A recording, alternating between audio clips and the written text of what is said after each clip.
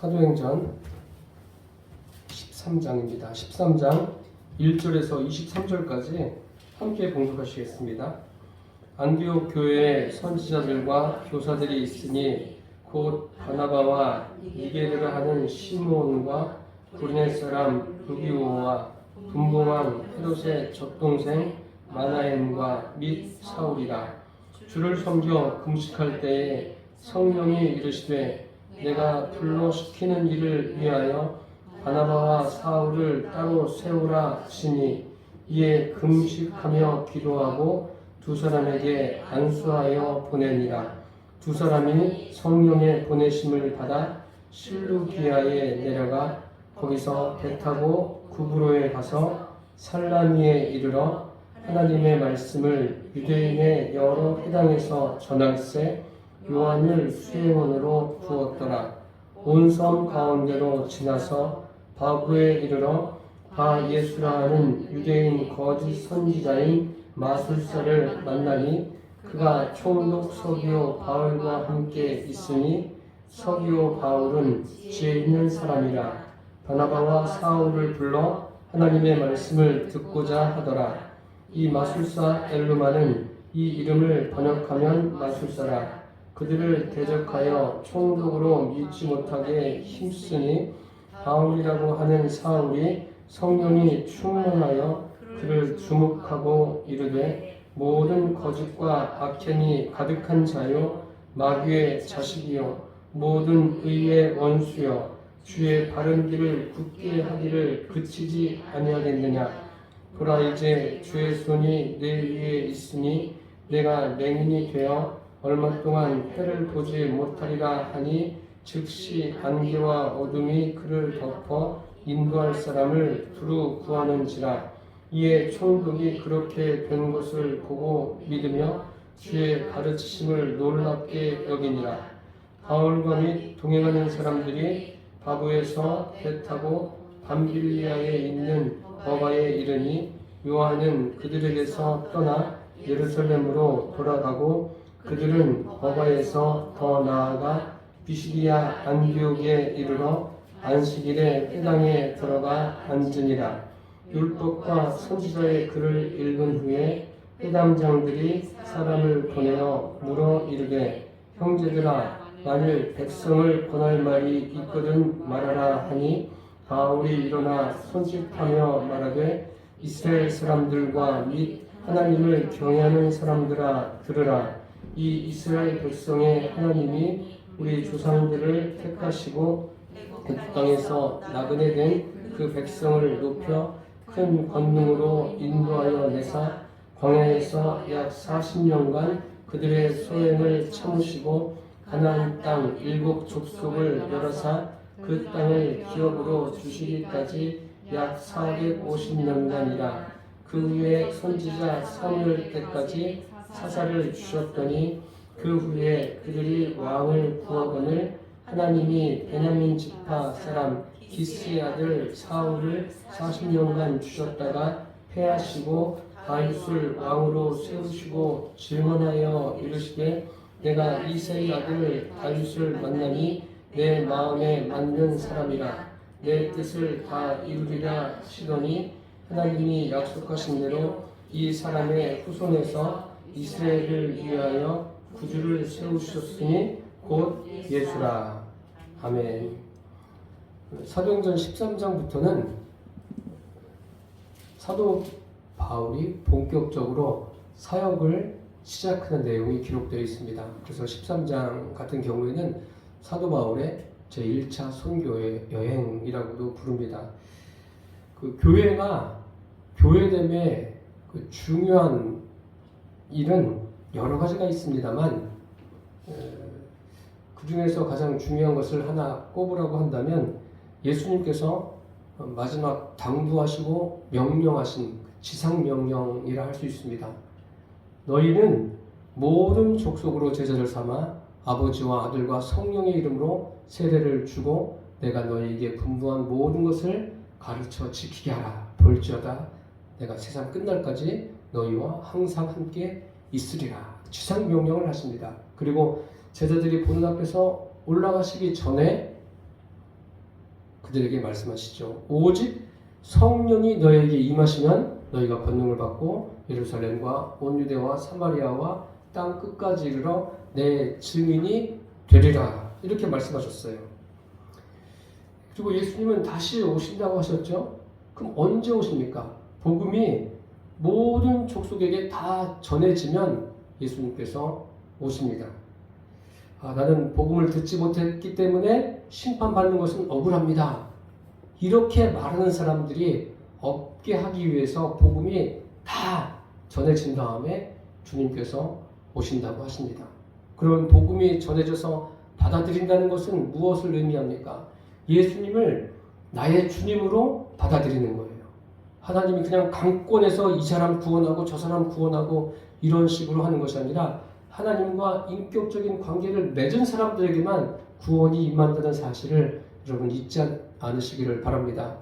그런 측면에서 오늘도 이제 사도 바울을 보내십니다. 사도 바울을 보내시면서 복음을 전하시는 거예요. 그래서 한 영혼 한 영혼을 주님께로 이끄시는 그런 내용이 본문에 기록되어 있습니다.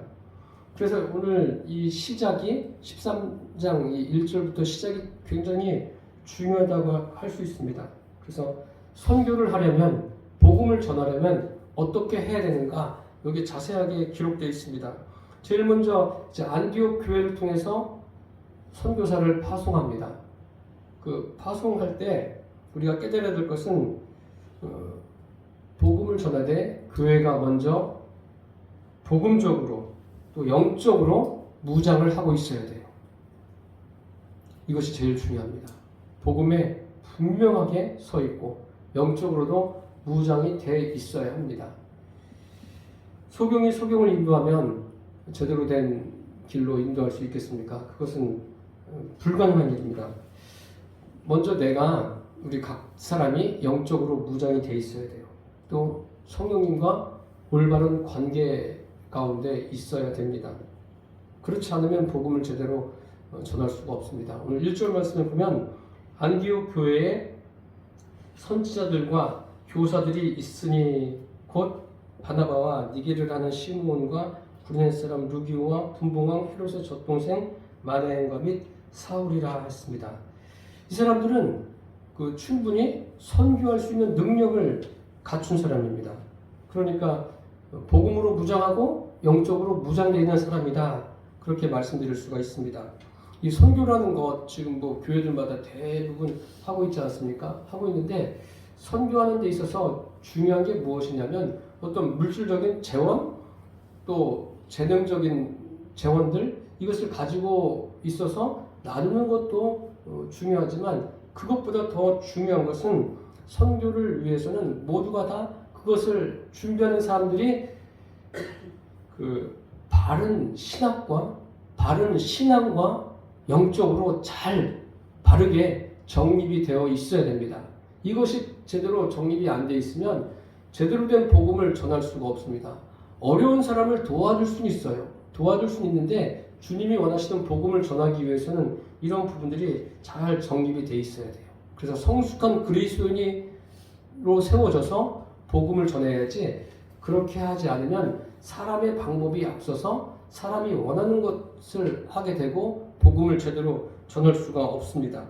여기 보면은 2절에 보니까 주를 섬겨 금식할 때에 이 사람들은 이미 선교 갈 수 있는 준비가 되어 있는 사람들이에요. 그런데 주를 섬겨 금식했다라고 되어 있습니다. 금식 기도가 뭐죠? 금식 기도 다들 하시지 않습니까? 금식 기도라는 것은 내가 그냥 식음을 전폐하고 어떻게 해서든지 주님께 구해가지고 내가 원하는 것을 받아내겠다. 이런 겁니까? 저 어릴 때는 참 그런 거 많이 봤어요. 주님과 사생 결단을 하겠다 해가지고 금식하고 그래서 주님께서 이렇게 응답해 주셨다. 그런 게 굉장히 많았습니다. 그래서 저 어릴 때는 40일 금식한 목사님들도 제가 실제로 많이 봤어요. 그래서 참 신기하게 생각했습니다. 어떻게 40일을 아무것도 먹지 않고 물만 먹고 견딜 수가 있을까 그런 생각했는데 이 금식이라는 것은 중요한 게 무엇인가 하면 자기를 부인하는 거예요. 어떤 내가 그런 시간을 가지면서 주님 앞에 원하는 것을 받아내는 거, 그건 중요하지 않습니다. 그것이 중요한 것이 아니라 내가 하나님 앞에 낮아지는 것, 나 자신이 깨어지는 것, 내가 부인되어지는 것, 그런 시간이 금식하는 시간입니다. 여기 보시면 주를 섬겨 금식할 때 이 사람들이 그렇게 금식한 거예요. 그 금식할 때 어떤 일이 일어났습니까? 성령이 이르시되 라고 했습니다. 성령이 이르시되. 이 말씀이 참 중요합니다. 성령님께서 그들에게 말씀하셨다는 거예요. 무엇을 말씀하셨습니까? 내가 불러시키는 일을 위하여 바나바와 사울을 따로 세우라. 바나바와 사울을 따로 세워서 이제 그들을 보내는 것 아닙니까? 참 귀한 일이죠. 이 선교를 보내는 데 있어서는 보냄을 받아서 가는 사람이 있지 않습니까? 그 사람만 선교하는 것이 아니라 그를 위해서 기도하는 사람들, 또 그를 위해서 어떤 다양한 헌신을 하는 사람들, 이 모든 사람들이 서로 동역자고 모두가 다 선교사라는 것을 여러분 기억하시기를 바랍니다. 사실 기도 없이 되는 일이 어디에 있겠습니까? 성도들의 기도 제일 필요한 거예요. 그래서 우리는 서로가 서로를 위해서, 저는 여러분을 위해서, 여러분은 저를 위해서 늘 기도하기를 쉬지 않게 되기를 바랍니다. 여기에서 이제 성령님이 말씀하시지 않습니까? 그래서 어떻게 합니까? 이에 금식하며 기도하고 두 사람에게 안수하여 보내니라. 두 사람을 보낸 거예요. 참 귀한 일 아닙니까? 보내는데 이제 보냄을 받고 그들이 사역을 하게 됩니다. 사역을 하게 되는데 그것에 대한 평가는 누가 합니까? 교회들이 하는 게 아니에요. 사람들이 하는 게 아닙니다. 평가는 오직 예수님만이 하시는 거예요. 그래서 우리가 선교사를 파송한다거나 또 어떤 도움을 준다거나 그러면은 그렇게 한 것으로 끝나야 돼요. 이 선교 보호를 받고 이런 것도 이제 도움이 되는 거예요. 서로에게 도움이 되는데 이것이 지나쳐가지고 서로에게 부담이 되고 불편한 일이 되면은 복음 전하는 일에 방해가 됩니다. 저는 참 그런 일을 많이 봤어요.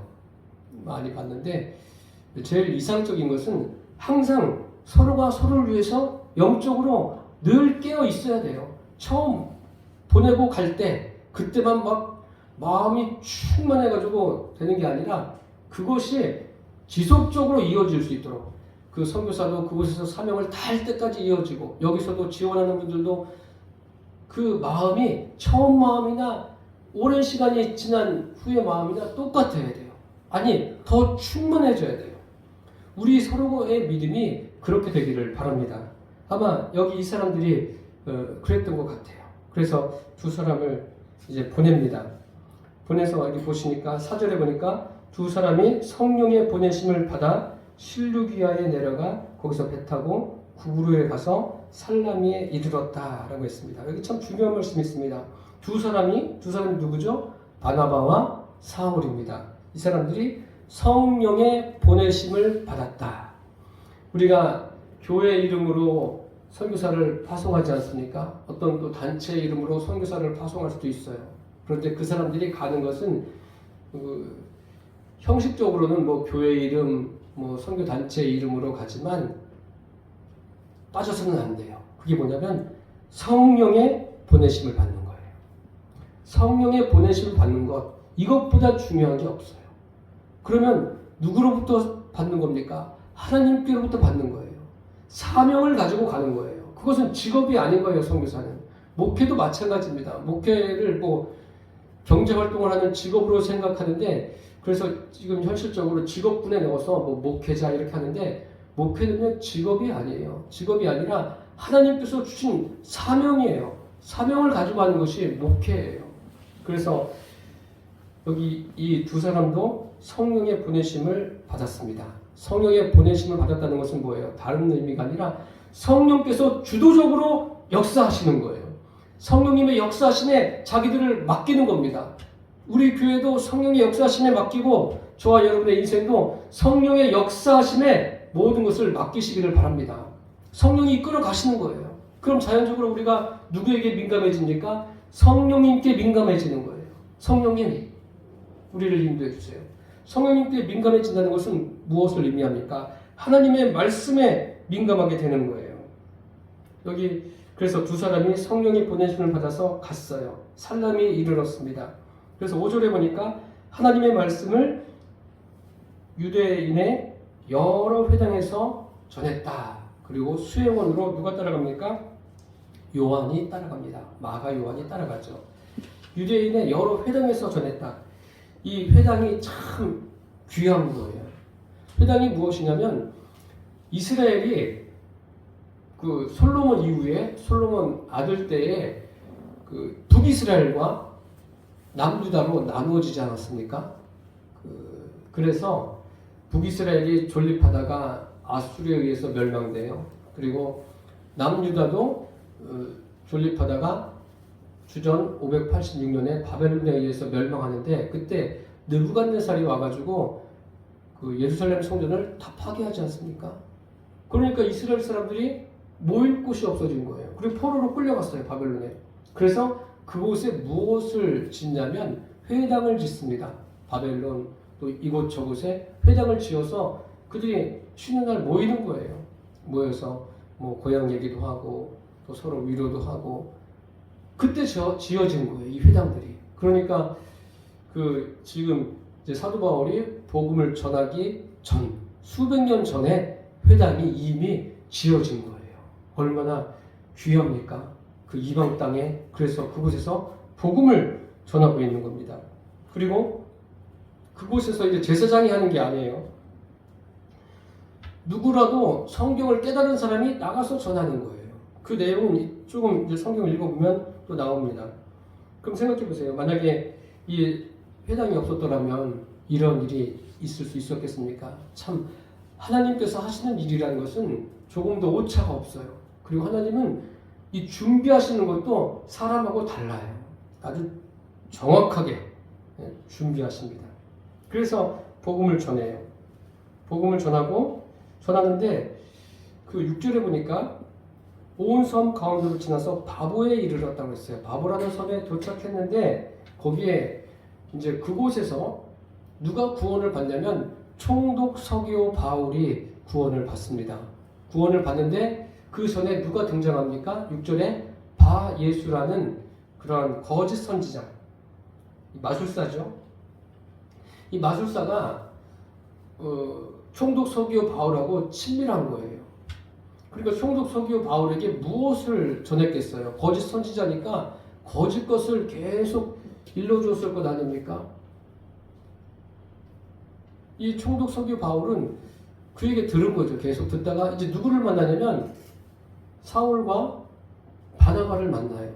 사울과 바나바를 만나면서 그에게 어떤 마음이 생겼냐면 오늘 7절에 보세요. 7절에 보면 그가 총독 서기오 바울과 함께 있으니 서기오 바울은 지혜 있는 사람이라 바나바와 바울을 불러 하나님의 말씀을 듣고자 하더라. 그러니까 이 총독 서기오 바울이 거짓 선지자 바예수에게 계속 들었어요. 여러 가지 이야기를 들었습니다. 그러면 이 사람들에게 말을 듣고 싶겠어요? 바나바나 바울에게? 이 사람에게 말 들었으면 됐지. 뭐 또 이 사람에게까지 들어. 귀찮아할 거 아니에요. 그런데도 어떻게 합니까? 거짓 것을 들었는데 또 이 사람들 거를 듣기로 한다는 것은 뭐예요? 듣고자 하는 마음이 있다는 것은 이 총독 서기오 바울이라는 사람이 영적으로 민감한 거예요. 그런 사람이라고 볼 수 있어요. 이 영적으로 민감한 것은 필요합니다.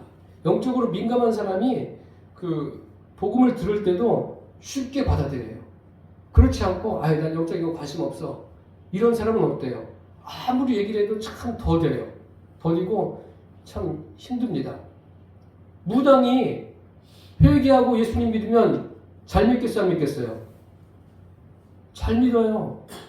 그게 무슨 원리냐면 영적인 거잖아요. 무당들은 영적인 걸 가지고 살아가는 사람 아니에요. 그러니까 제대로 된 것을 알게 되면 주님을 더 잘 섬길 수 있다는 거예요. 지금 총독 서기오 바울이 바나바와 바울을 불러놓고 하나님의 말씀을 듣고자 하는 거예요. 이 사람에게는 그 영적인 민감함이 있다는 것을 우리가 알 수 있습니다. 참 지혜로운 사람이에요. 이 사람은 아주 드문 사람입니다. 이런 사람은 뭐 흔하진 않을 거예요. 그런데 이런 사람을 방해를 합니다. 여기 보세요. 8절에 보니까 이 마술사 엘루마는 이 이름을 번역하면 마술사라. 그들을 대적하여 총독으로 믿지 못하게 힘쓰니. 이런 사람이 있습니다. 꼭 주변에 보면 우리가 전도하려고 하는 사람이 있으면 그 사람에게 전도를 하면 주변에서 어떻게 해요? 방해하는 사람이 있습니까? 없습니까? 반드시 있어요. 그거는 뭐 방해하는 사람이 나쁜 것보다도 다 영적인 일이니까 뭐 마귀도 방해를 하지 않습니까? 복음이 전해지는 것을, 하나님의 나라가 확장되는 것을 마귀가 뭐 좋아하겠습니까? 방해를 하죠. 이 사람이 꼭 그런 거예요. 계속 방해를 하는 거예요. 방해를 하는데 그 성령의 인도를 받는 바울이 방해하는 바 예수에게 어떻게 합니까? 9절에 보니까 바울이라고 하는 사울이 성령이 충만하여 그를 주목하고, 이제 이 13장 9절 이후부터는 사울이라고 하지 않고 사울이 누구로 기록됩니까? 바울로 기록되는 거예요. 이 시점이에요. 10절에 보니까 이르되 모든 거짓과 악행이 가득한 자요 마귀의 자식이요 모든 의의 원수요 주의 바른 길을 굳게 하기를 그치지 아니하겠느냐. 아주 단호하게 이야기하지 않습니까? 거짓과 악행이 가득한 자요 마귀의 자식이요 모든 의의 원수요 주의 바른 길을 굳게 하기를 그치지 않겠느냐. 그러면서 뭐라고 하냐면 보라 이제 주의 손이 내 위에 있으니 내가 맹인이 되어 얼마 동안 해를 보지 못하리라. 그러자마자 즉시로 맹인이 됐어요. 요즘에도 이런 일이 일어난다면 어떻겠어요? 그러면 맹인 될 사람 많습니다. 그런데 참 그것 또한 은혜인 거예요. 하나님께서 이렇게만 하지 않고 또 다양하게 하시니까요. 그런데 어쨌든 이 바예수가 맹인이 된 것을 누가 목격합니까? 총독 서기오 바울이 목격했어요. 여러분들이 이런 상황을 목격했다면 그 다음엔 어떻게 하시겠어요? 도망갈 거예요? 참 신기하게도 이런 상황을 목격하고 총독 서기오 바울은 주님을 믿게 돼요. 12절을 보니까 이에 총독이 그렇게 된 것을 보고 믿으며 주의 가르치심을 놀랍게 여기니. 믿었다고 그랬어요. 아, 기적을 봤습니까? 믿죠, 목사님? 그렇습니까? 기적을 경험하면 다 주님을 믿는 거예요? 그렇게 된다면 예수님께서 공생의 기간에 많은 기적을 행했으면 예루살렘에 또 유대 땅에 있는 사람들이 다 예수님을 믿었어야 돼요. 그런데 믿은 사람은 참 드물어요. 기적을 경험한다고 해서 예수님을 다 믿는 것은 아니에요. 이 사람은 어떤 사람과 같냐면 총독 서기오 바울은 구약으로 가보면 그 나병을 치료받은 나만 장군과 비슷한 사람이에요. 나만 장군이 하나님을 믿지 않았습니까? 이 사람이 그런 사람이에요. 참 보기 드문 사람이에요. 귀한 거죠. 그래서 사도 바울이 이제 바나바와 함께 첫 그 선교 여행을 가면서 처음 이제 주님께 회심하고 돌아온 사람이 누구예요? 총독 서기오 바울입니다. 이 사람을 구원하기 위해서 지금 여러 가지 일이 있는 거예요. 참 귀한 일입니다. 이 총독 서기오 바울은 그 거짓 선지자에게 들었던 말들이 있는데 그것을 수용하지 않고 이제 복음을 받아들이는, 복음이 이제 이방인들에게 어떻게 전해지는지 그 시작을 지금 알리고 있습니다. 그래서 우리는 이런 것을 보면서 하나님께서 바울을 통해서 어떻게 또 역사하시는가 그것을 볼 수가 있어요. 그 바울이 전한 게 복음 아닙니까? 복음이 무엇인가 우리가 정확하게 알고 있어야 돼요. 복음은 예수 그리스도입니다. 예수님을 전하는 거예요. 하나님이신 예수님을 우리가 전하는 거예요. 그래서 예수님을 믿으면 구원받는 것 아닙니까? 그 여타의 종교에도 자기들이 믿는 것이 있지 않습니까? 그 믿는 것을 가지고 구원받을 수 있습니까? 우리는 구원의 길이 오직 예수님 외에는 없습니다 라고 말하지 않습니까? 근데 그들은 반기를 들죠. 왜 거기에만 있냐? 우리에게도 구원이 있다. 힌두교는 뭘 믿어요? 소를 믿으면 천국 간다. 이슬람은 뭘 믿습니까? 마호멧을 믿으면 천국 간다.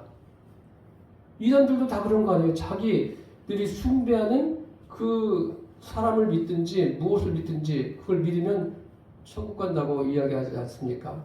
석거머니도 사람이고 마호메도 사람이에요. 무함마드가 570년경에 태어난 사람 아닙니까? 그가 원래 상인이었다가 종교성이 굉장히 그 사람이 강하지 않습니까? 사람인데 이제 지금은 신이 됐어요. 그래서 그 이슬람 사람들이 알라를 섬기는 거 들어보셨죠?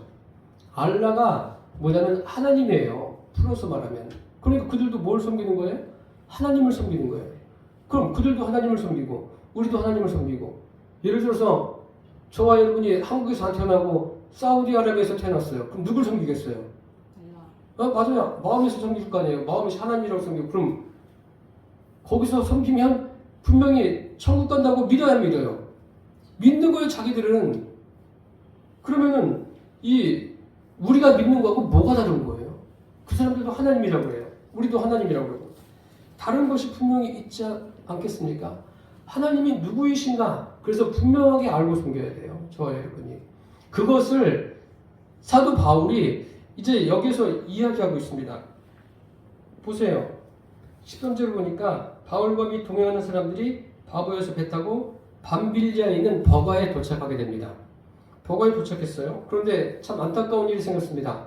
요한은 그들에게서 떠나 예루살렘으로 돌아갔어요. 함께 선교하던 사람이에요. 선교하던 사람인데 그 이유는 지금 제가 다 말씀드리지 않겠어요. 이것은 지금 여기에서 말씀 안 드려도 관계가 없는 건데, 어쨌든 요한이 떠난 것은 여러 가지 이야기가 있습니다. 여러 가지 이야기가 있는데 뭐 나이가 어리고 여러 가지 힘들고 그 선교지에 적응하는 게 어렵고 그래서 떠났다. 서로 그래서 마음이 맞추기도 힘들고 계속 그 진행해 나가는 게 어려워서 떠났다. 이렇게 보는 견해들이 많은데, 어쨌든 함께 그 오지에서 사역을 하고 있다가 떠나면은 같이 있는 사람들이 어떻겠어요?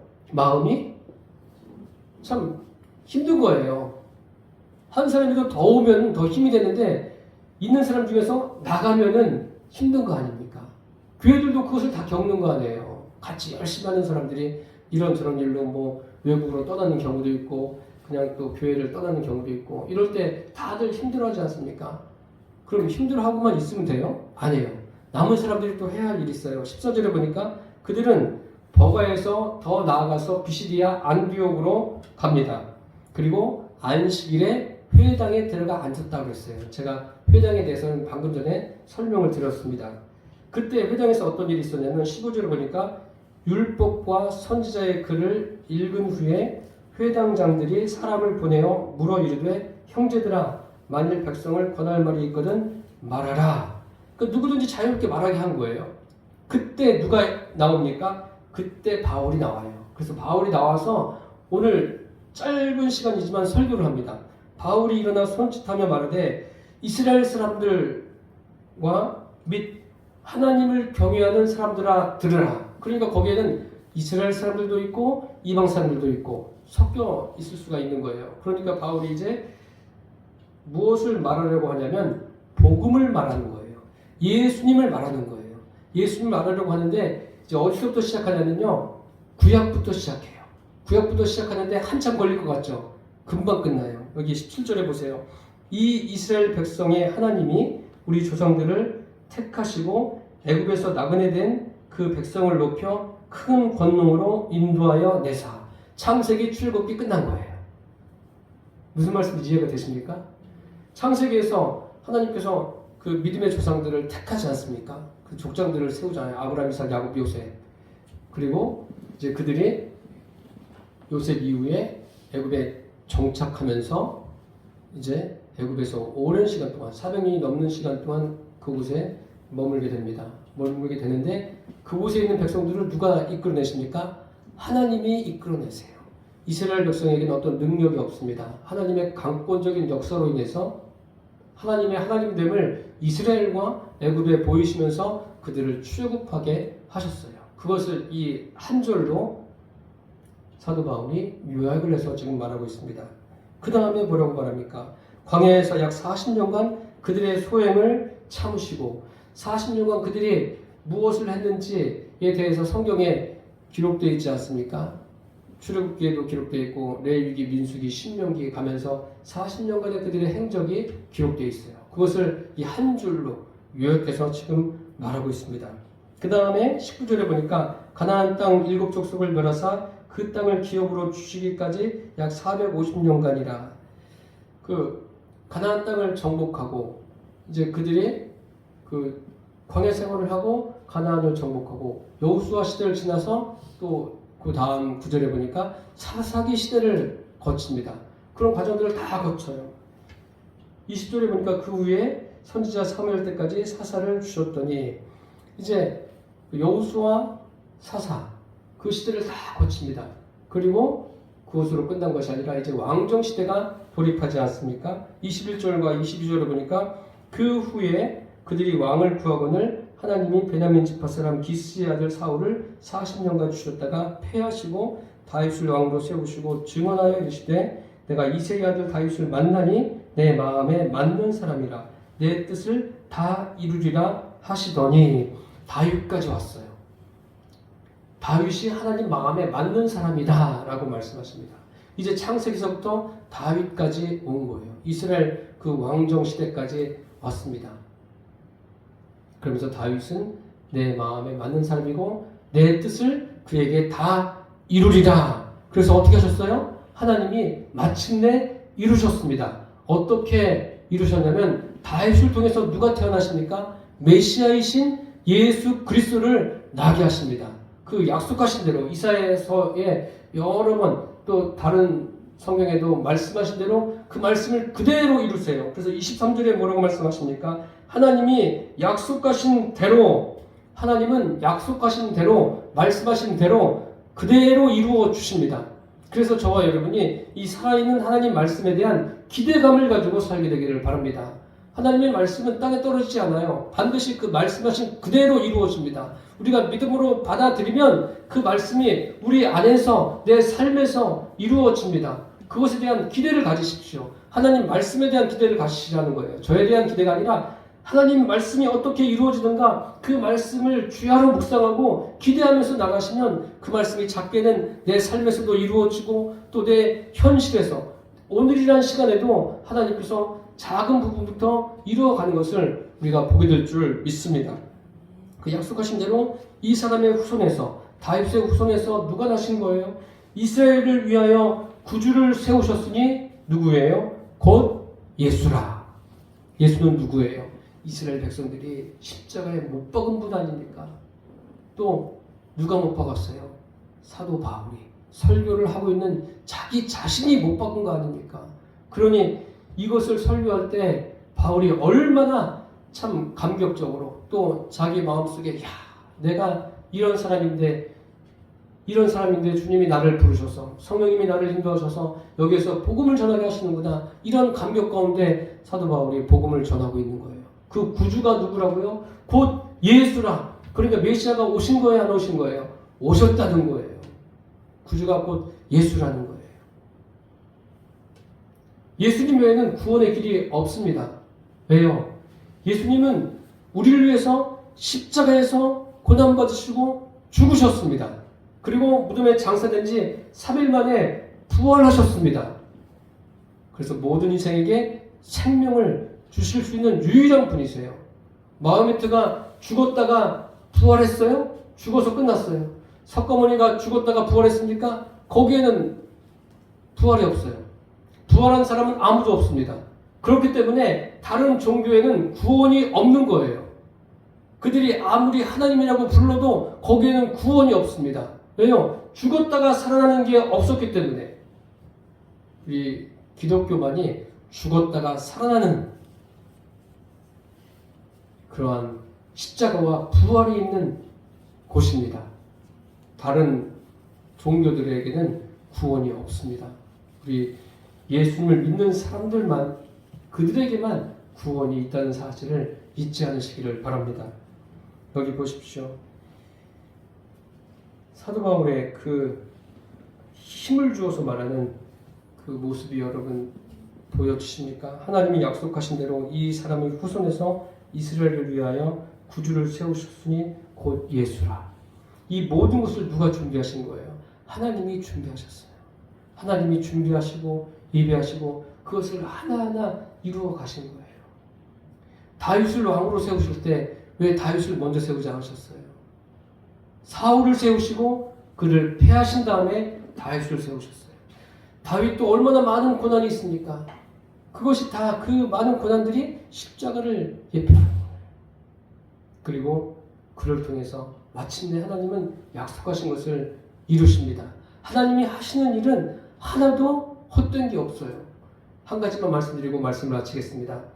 하나님이 온 우주 만물을 창조하실 때 며칠 걸렸어요? 6일. 예, 6일 만에 창조하셨죠. 그럼 그런 생각할 수 있죠. 하나님이신데 그런 인터벌을 둘 필요도 없이 그냥 단번에 하실 수가 없습니까? 하나님은 뭐 그럴 만한 능력이 부족하신 거예요? 그런 게 아니죠. 그런 시간을 두신 분명한 목적과 이유가 있는 거예요. 그것을 우리가 아셔야 됩니다. 성경에 기록된 여러 가지 일들, 그렇게 하신 이유가, 목적이 다 있습니다. 그 목적을 우리가 누가 알게 하십니까? 성령님이 알게 하시는 거예요. 성령님이. 그러한 성령님을 우리도 날마다 의지하면서 살게 되기를 바랍니다. 오늘 이제 안디옥 교회가 선교사를 파송하는데 그들은 안디옥 교회 파송을 받지만 성령의 보내심을 받아서 갑니다. 가서 복음이 무엇인가 제대로 전했습니다. 저와 여러분도 매일같이 뭐 직장을 가시든 사업을 하시든 무엇을 하시든 늘 집에서부터 성령의 보내심을 받아서 나가시기를 바랍니다. 성령의 인도함을 받아서 나가서 성령님이 누구이신가? 내가 믿는 예수님이 누구이신가? 하나님이 누구이신가? 제대로 정립된 그 신학과 신앙을 가지고 영적으로 바르게 서서 주님을 전하는 그리스도인 되시기를 축복합니다. 기도하겠습니다. 살아계신 주님, 안디옥 교회가 주를 섬겨 금식할 때에 성령이 이르셔서 바나바와 사울을 따로 세우라 하시고 그들을 이제 복음 전도자로 파송하는 것을 보았습니다. 아버지, 이들만이 아니라 지금 우리도 성령님에 의해서 매일같이 우리의 삶의 현장으로 파송되어지고 있습니다. 성령님, 우리 모두를 붙들어 주시고 우리가 거하는 장소에서 구주이신 예수님을 담대하게 전하며 살게 하여 주옵소서. 예수님의 이름으로 기도드립니다. 아멘.